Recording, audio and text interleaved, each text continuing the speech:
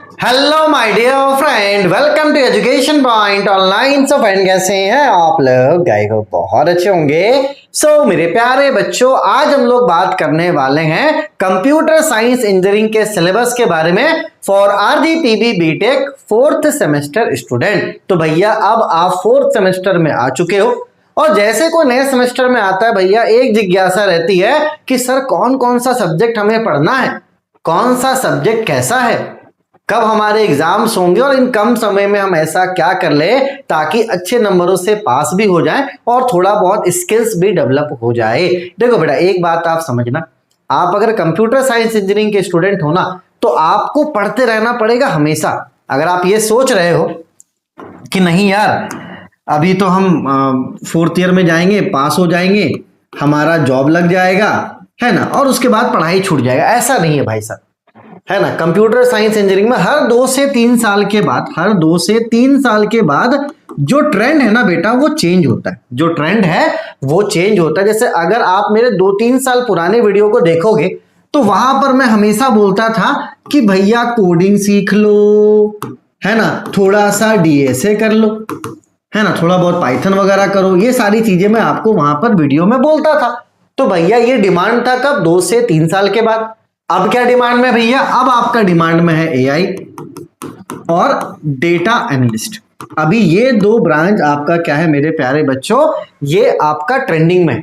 2-3 साल के बाद हो सकता है कुछ और नया आ जाए।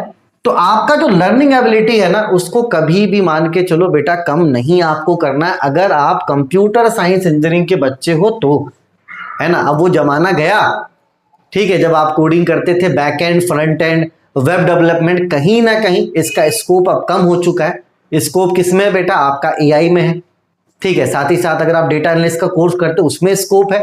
और एक बात आप समझना कि हर बच्चे का कम्युनिकेशन स्किल्स अच्छा होना चाहिए।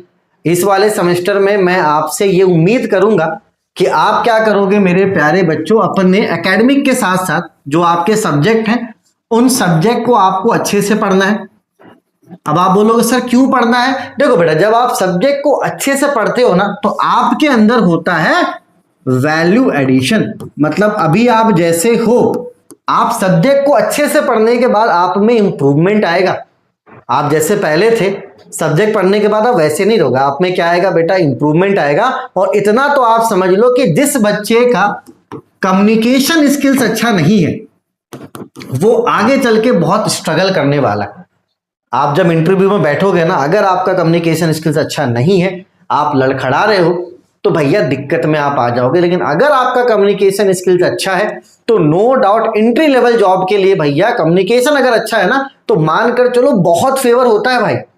एकदम मैं आपको रियलिटी बता रहा हूं, मैंने बहुत ऐसे बच्चों को देखा है जो अभी 3rd और 4th ईयर में है और भाई फ्रीलांसिंग करके अच्छा कमा रहे हैं। क्यों अच्छा कमा रहे हैं? क्योंकि उनका कम्युनिकेशन बड़ा अच्छा है। वो आपसे किसी अलग टोन में बात करेंगे, है ना, आपसे वो बात करेंगे जैसे तैसे, है ना, गाली गलौज करेंगे, वो अपने टोन में रहेंगे। लेकिन जब वो अपने प्रोफेशनल टोन में आते हैं तो यार लगता है कि हाँ यार, बंदे ने मेहनत करा है।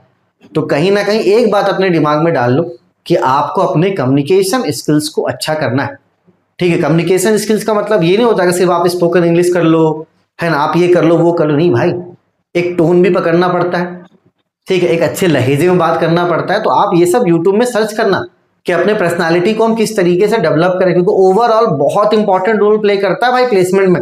मैंने बहुत बच्चों को देखा है कि एग्जाम अच्छा गया, प्लेसमेंट में गए भैया, इंटरव्यू अच्छा नहीं हुआ। क्यों नहीं हुआ? डर गए, घबरा गए, है ना। तो इस वाले फेयर से आपको क्या करना है बेटा? जीतना है। 3 महीने में तो नहीं हो पाएगा, लेकिन मैं ये उम्मीद करता हूं कि अगर इस वीडियो को देखने के बाद अगर 100 बच्चा भी अपना कम्युनिकेशन स्किल्स अच्छा करता है, अपना पर्सनालिटी डेवलपमेंट अच्छा करता है, नो डाउट उसको प्लेसमेंट में हेल्प मिलेगा, ठीक है। अब बच्चे गलती भी क्या करते हैं? अब देखो एक बात समझो, कंप्यूटर साइंस इंजीनियरिंग के बच्चों, नो डाउट आपको लैंग्वेज आना चाहिए, आपको लैंग्वेज आना चाहिए। बच्चे क्या करते हैं? थोड़ा C++ सीख लिए, थोड़ा सा जावा सीख लिए और थोड़ा सा पाइथन सीख लिए। भाई इसकी जरूरत ही नहीं है, तीनों लैंग्वेज की जरूरत नहीं है। अगर आप किसी एक लैंग्वेज को भी अच्छे से कर लें, तो चाहे वो C++ हो, चाहे जावा हो, चाहे पाइथन, अगर इसमें से कोई आपको एक बहुत अच्छे से आता है तो आपका काम बहुत अच्छे से बन जाएगा भाई, है ना। तो इसके बारे में थोड़ा और आप रिसर्च करो कि भैया सारे लैंग्वेजेस आना जरूरी है क्या, क्योंकि अभी तक जितना मैंने रिसर्च करा मुझे इतना पता चल गया कि भाई साहब सारे लैंग्वेज का आना जरूरी नहीं है। किसी एक लैंग्वेज पे आप कमांड बनाओ, आराम से चीजें हो जाएंगी, क्योंकि लैंग्वेज के आगे पीछे बहुत सारी चीजें, एसक्यूएल है, बहुत सारी चीजें बेटा। ठीक है, तो कहीं ना कहीं आप एकेडमिक के अलावा जो समय आपका बचता है ना, घूमने फिरने में बर्बाद मत करो। यूट्यूब सबसे अच्छा सोर्स है, चीजों को सर्च करो। जो सवाल मैंने बोला है ना, पहला कम्युनिकेशन स्किल्स, दूसरा कि भैया सारे कोडिंग लैंग्वेजेस आपको जरूरी नहीं है। ठीक है, अगर एक कोडिंग लैंग्वेज भी आपको बहुत अच्छे से आता है, आपको कमांड है, तो आपका काम बन जाएगा। कहीं आप लैग नहीं करोगे, क्यों यार सर हम तो पीछे हो गए इस वजह से, ऐसा कुछ भी नहीं। बच्चे फंसते कहाँ है भैया, वो C++ भी कर रहे हैं, जावा भी कर रहे हैं, पाइथन भी कर रहे हैं, जबरदस्ती का, आउटडेटेड होने वाला सब कुछ। एक लैंग्वेज अच्छे से सीखो, बढ़िया बेहतरीन कम्युनिकेशन स्किल्स अच्छा करो। ठीक है, आगे मैं फिर आपको बताऊंगा, है ना, AI का कोर्स वगैरह का कहीं आपको सस्ता मिल रहा वो करो, डेटा एनालिस्ट का कोर्स मिल रहा वो करो। ठीक है, अभी और आगे जो ट्रेंड आने वाले हैं, फिलहाल अभी दो चीजों को आपको अच्छा करना। एक लैंग्वेज आप कोई भी अच्छे से सीख लो, C++, जावा फ्री डला हुआ है हमारे कोडिंग चैनल पे, लिंक मैं डिस्क्रिप्शन पे दे दूंगा, है ना। सॉरी, C++ और पाइथन दोनों में से कोई एक लैंग्वेज सीखो। हो सकता है मैं अभी आगे चल के DSA का कोर्स लेकर आऊं। ठीक है, तो आपको पैनिक नहीं होना बेटा, बस अपने पर थोड़ा सा मेहनत करना। अब आपको स्टार्ट कर देना है, समय वेस्ट आपको बिल्कुल भी नहीं करना है। जो कर रहे हैं उनको करने दो। बच्चे बोलते हैं अरे सर थ्योरी सब्जेक्ट है, भाई सब्जेक्ट अच्छा है। मैं जब खुद पढ़ा रहा हूं मेरे अंदर वैल्यू एडिशन हो रहा है भाई, इतना जानने के बाद भी मेरे अंदर वैल्यू एडिशन हो रहा है। तो आप तो स्टूडेंट हो, आपके अंदर कितना वैल्यू एडिशन होगा ये भी आप समझो। ठीक है, तो आप थोड़ा सा कम्युनिकेशन पे आप काम करो, है ना। एक कोडिंग लैंग्वेज अच्छे से पकड़ कर उसमें आप कमांड बनाओ। 5th सेमेस्टर के वीडियो में आगे मैं आपको बताऊंगा कि चीजों को किस तरीके से टैकल करना। परेशान आपको बिल्कुल भी नहीं होना है। ठीक है बेटा, चलिए सबसे पहला सब्जेक्ट क्या है आपका, मैथमेटिक्स 3। अब देखो ये क्या है बेटा, ये M1 और M2 की तरह हार्ड तो नहीं है, लेकिन M3 क्या है, थोड़ा सा लेंदी है। लेंदी मतलब क्या है कि यहां पर आपको प्रैक्टिस करना पड़ेगा। M3 में कैलकुलेटर बहुत ज्यादा यूज होता है। ठीक है, तो भैया आपको कैलकुलेटर यूज करना आना पड़ेगा। आप सोचो कि लास्ट मोमेंट में पढ़ लें, दिक्कत हो जाएगा। ठीक है, M3 आपको लास्ट मोमेंट में नहीं पढ़ना है। M3 आपको कोशिश करना है कि आप स्टार्टिंग से पढ़ो। ठीक है, अच्छे से मन लगाकर पढ़ो, अच्छे से मन लगाकर पढ़ो, डिले मत करो, रूटीन बनाओ, बढ़िया बेहतरीन आपका मैथमेटिक्स 3 उसको क्लियर करो। आगे जब आप गेट वगैरह का पेपर दोगे तो वहां पर भी मैथमेटिक्स 3 बहुत अच्छा वेटेज पूछा जाता है। ठीक है, चलिए बेटा दूसरा सब्जेक्ट क्या है आपका, एनालिसिस डिजाइन ऑफ एल्गोरिथम, जिसको शॉर्ट में हम लोग क्या बोलते हैं, एडा बोलते हैं। ठीक है, तो M3 का कोर्स आपको मिल जाएगा।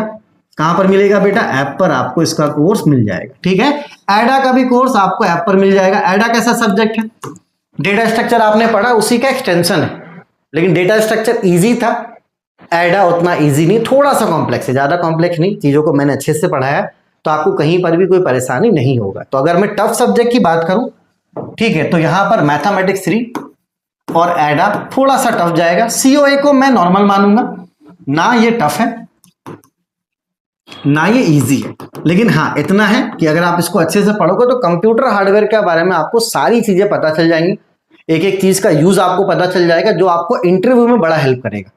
ठीक है, तो COA का कोर्स भी है ऐप पे, आप चाहो तो ले सकते हो। ये मैंने पढ़ाया है, ये पढ़ाया मानसी मैडम ने, ये आगे आप लोगों को, है ना, DSA और प्लेसमेंट के लिए भी बैचेस लेंगी, है ना। तो इनसे आप थोड़ा सा कनेक्ट कर जाओ, क्योंकि आगे ये आपका हेल्प बहुत आने वाली है बेटा, है ना। गेट क्वालिफाइड है, हाईली एजुकेटेड है, तो परेशान आपको बिल्कुल भी नहीं होना। थोड़ा सा कम्युनिकेशन आपका इनसे बनेगा तो आगे अपन उसका बेनिफिट ले पाएंगे। ठीक है, चलो सॉफ्टवेयर इंजीनियरिंग और ऑपरेटिंग सिस्टम थ्योरी है ना, ये आपको यूट्यूब पर फ्री मिल जाएगा।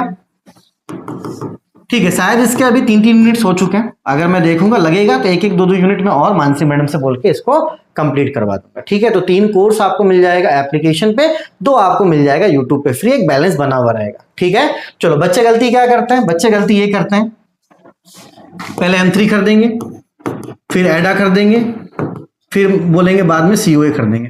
ऐसे करके वो 2400 रुपए देते हैं फीस। भाई कुछ नहीं करना आपको, अगर आप 2 सब्जेक्ट लेते हो 799 कुल मिलाकर ओवरऑल ये हो रहा है आपका 1600 रुपए। ज्यादा मत करो, 200 इसमें और ऐड करो, बस 200 रुपए ऐड करो, कॉम्बो कर दो चुपचाप से 1899, सॉरी 300 ऐड करना पड़ेगा, 200 नहीं, 300 रुपए आप और ऐड करो। अगर ऑफर वगैरह लग गया भैया, ठीक है, तो 200 रुपए में आपका काम बन जाएगा। ऑफर वगैरह आते रहता है, 200-300 ऐड करके आपका एक सब्जेक्ट और एडिशन हो जाएगा।